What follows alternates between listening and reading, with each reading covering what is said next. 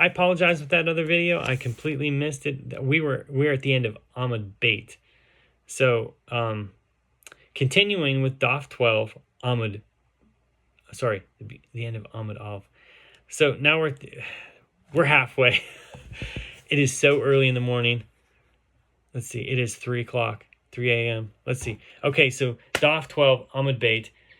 Rabbi Yehuda says, with regard to a cave, follow its entrance. If the entrance is inside the city, the status of the entire cave is that of the part of the city, and one may partake of tithes in it.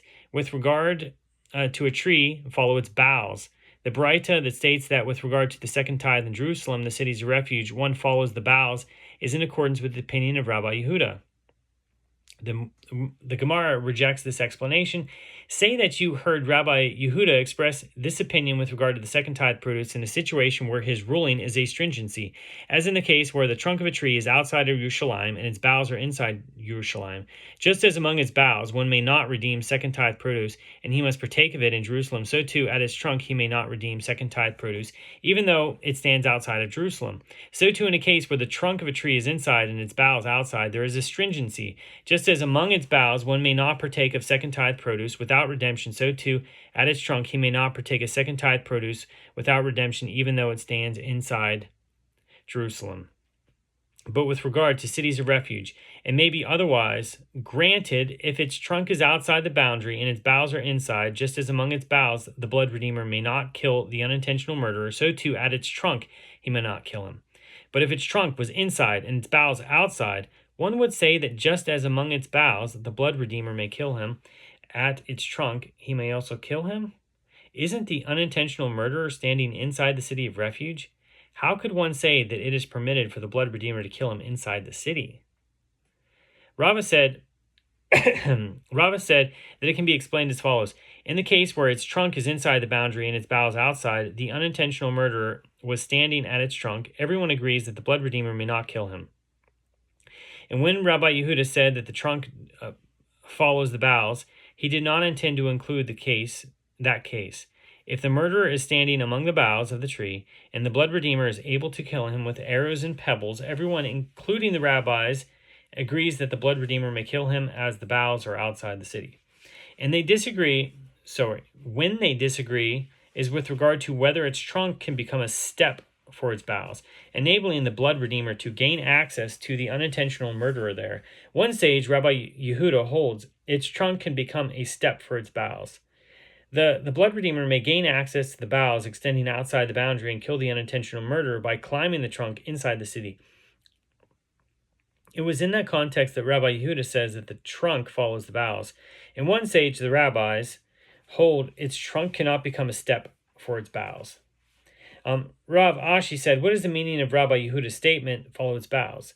It does not mean that the location of the boughs is only a determining factor. Rather, it means that in addition to the trunk, follow the boughs as well, in a case where it is a stringency. Therefore, with regard to a city of refuge, a tree whose trunk is inside the boundary and its boughs extending beyond the boundary, the halakhic status of the boughs is the same as what it would be were they inside the boundary. Okay, the Mishnah says, if an unintentional murderer exiled to a city of refuge unintentionally killed a person in the same city, he's exiled from that neighborhood where he resided to another neighborhood within that city.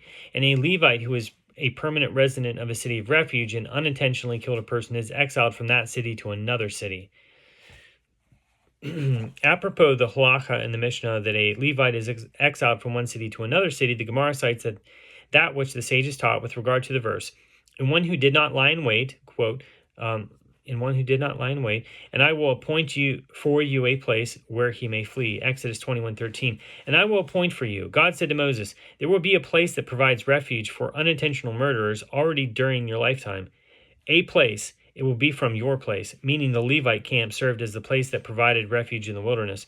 Where he may flee, this teaches that Israel would exile unintentional murderers in the wilderness as well before they entered the land. To where did they exile unintentional murderers when they were in the wilderness? They exiled them to the Levite camp, which provided refuge.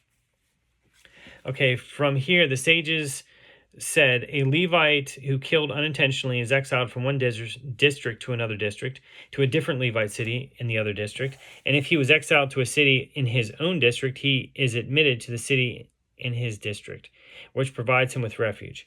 Rav Achaz, son of Rav Ika, said, What is the verse from which it is derived that a murderer who unintentionally killed in a city of refuge where he was exiled is exiled to another neighborhood in that same city? It is derived from a verse, as it is stated, For in his city of refuge he shall dwell. Numbers 35:28, indicating that it is a city in which he was already admitted, as the verse is referring to it as his city, and he shall continue to reside there as well. Okay, the Mishnah says, back to the Mishnah, similarly, in a case of a murderer who was exiled to a city of refuge and the people of the city sought to honor him due to his prominence, he shall say to them, I am a murderer.